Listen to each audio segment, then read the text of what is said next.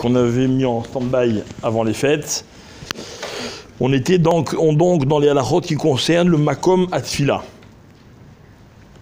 Le makom atfila, d'accord? Alors, donc, on avait ramené, enfin, je sais pas si on avait ramené avec Mara, mais la Gemara dans Brachot, elle dit Amar Rabbi Yochanan, Mishum Rabbi Shimon Bar Yochai, Kol hakove hamakom litfilato, oivav, noflim, tartav.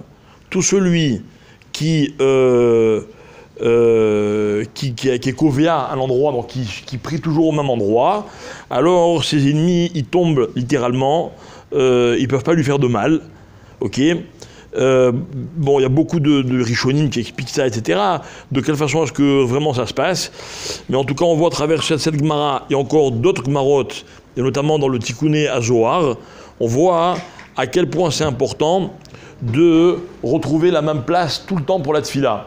Et surtout, il y a marqué que Eloké Avraham Be'ezro, le Dieu d'Avraham littéralement, lui vient en aide. Et cette tfila, elle est mieux agréée par Hachem dans la mesure où on prie toujours au même endroit. C'est clair? Voilà. Alors maintenant, qu'est-ce qui s'appelle prier au même endroit?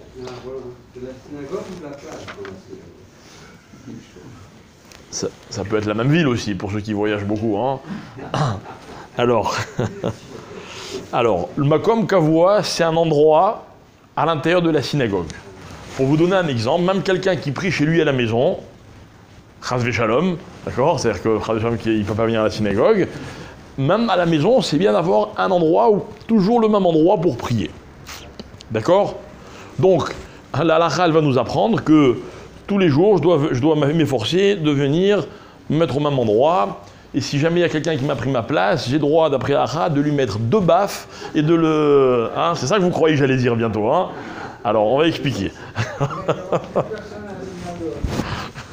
Non, il restera vous, je suis sûr. Alors d'abord, il faut savoir une chose, c'est que le même endroit, c'est l'endroit de la Shmona Esrei. C'est là où on fait la Hamida. D'accord? Donc, normalement, c'est ces endroits-là qu'on doit s'efforcer de conserver toujours le même endroit. Maintenant, j'ai le droit de changer de place pour 2 raisons. La première, c'est si là où je suis, il y a des gens qui font du bruit. Imaginez, Chas v'Shalom, il y a des gens qui parlent pendant la prière. Ça, chez nous, ça n'arrive pas. Mais admettons que ça arrive. D'accord? Alors là, on a le droit de changer de place, que c'est pour mieux prier. D'accord? Deuxième raison, c'est si jamais j'arrive à ma place et que quelqu'un d'autre est assis à ma place. Alors quoi? Hein? Vous imaginez, est-ce que vous imaginez vraiment que votre tefila va être mieux écoutée si vous avez fait lever quelqu'un, au risque de le vexer, de lui faire de la peine? D'accord, je vous ai déjà raconté une fois que c'est arrivé, quelqu'un m'a dit, ouais, je suis venu, on m'a fait lever, je suis changé de place, on m'a fait lever une deuxième fois, j'ai changé de place, à la 3e fois, on m'a fait lever à la 3e fois, je suis parti, je suis rentré chez moi. D'accord, est-ce que vous imaginez que la personne qui l'a fait lever, cette fille-là, elle est mise de kabel à terre? D'accord? Donc ça, il n'y a pas plus grave que de faire de la peine à quelqu'un, de vexer quelqu'un, ou alors au contraire, pire, de le dégoûter de rester à la synagogue. D'accord? Donc c'est vadaï que c'est beaucoup plus important de Mechabed Oto, de lui dire c'est pas grave, restez, je m'assois ailleurs, il n'y a aucun problème, etc. Et surtout, que Oto Makom, c'est pas à la même chaise. D'accord? Oto Makom, c'est dans les Arba Amot. D'accord? Dans les 2 mètres. Comment on dit hein? 2 mètres carrés. Autour de 2 mètres. Non, dans les 2 mètres dans chaque direction. C'est-à-dire, si je suis là, c'est 2 mètres là, 2 mètres là. Non, c'est plus que 2 mètres carrés. Puisque c'est 2 et 2, 4 et 2 et 2, 4. Bon, bref, bon, vous avez compris. C'est les 2 mètres circulaires autour de l'endroit où j'ai l'habitude de prier. Maintenant, si c'est 2 mètres 50, l'Okarakloum non plus. Vous comprenez ce que je veux dire? Voilà. C'est-à-dire qu'il ne faut pas. Non, ce que je veux vous expliquer, Rabotaï, c'est que c'est très important d'avoir...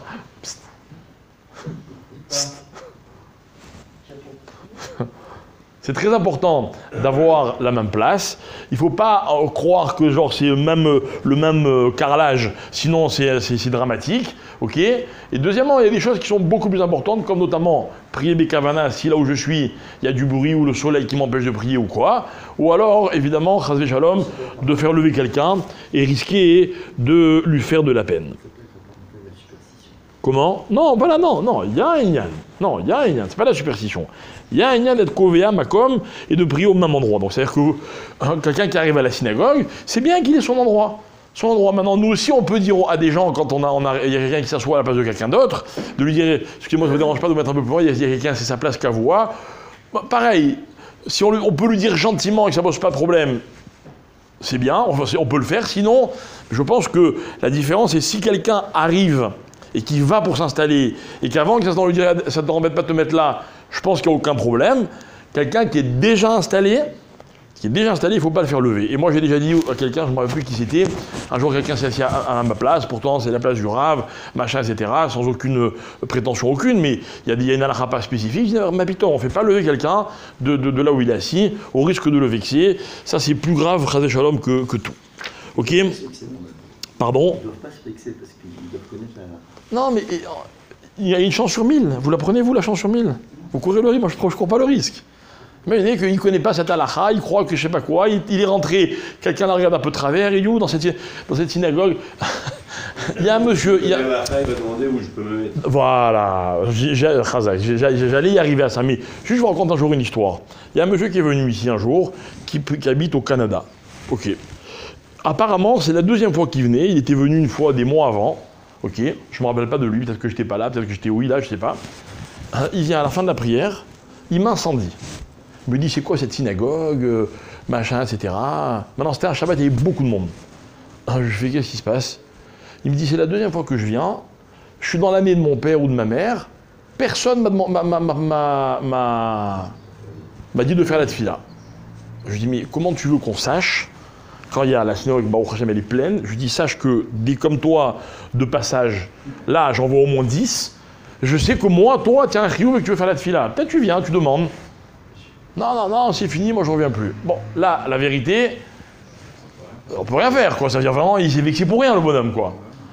En plus, il me dit, ouais, machin, il y a eu les ventes, c'est quoi ça? Pourquoi vous vendez? Bon, bref. Non, voilà, c'était quelqu'un de, donc, qui avait... bref. Mais ce que je veux dire, c'est quoi? C'est que j'ai quand même eu de la peine qu'il est parti vexé. J'ai quand même eu de la peine. Maintenant, on s'efforce de recevoir, de ceci, de cela, mais on n'est pas à l'abri. Mais il vaut mieux être mahmir dans ce sens que mahmir dans l'autre sens. D'accord? Donc j'arrive, il y a quelqu'un qui est assis à ma place, même s'il est marbre comme ça, il connaît la halakha, c'est sûr que normalement, vous arrivez dans une synagogue, voilà, je vous le dis à vous, avant de vous asseoir, demandez. Je peux m'asseoir là, c'est sûr, ça ne dérange pas, machin, etc. Et des fois, on vous dit, ah non, là, non, mais assieds-toi là. Plutôt comme ça, on est tranquille. Ok? Mais, encore une fois, de ne pas en faire un scandale. Tchiklala, Bessiouk. Ok?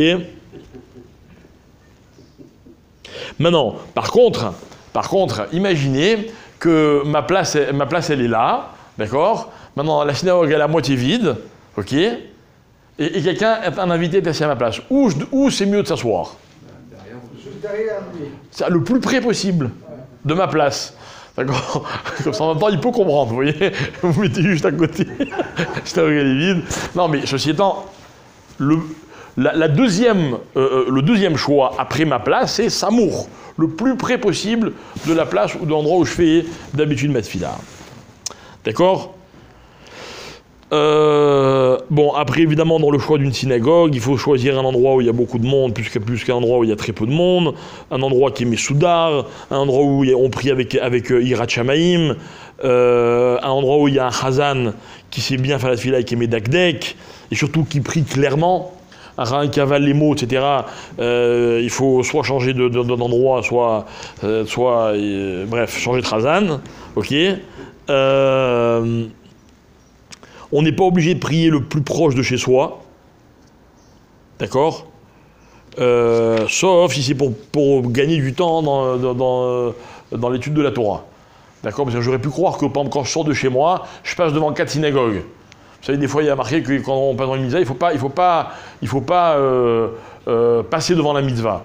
Mais si je prie mieux dans une autre synagogue, il n'y a aucun problème à passer devant plein de synagogues pour aller là où je sens que je vais le mieux prier.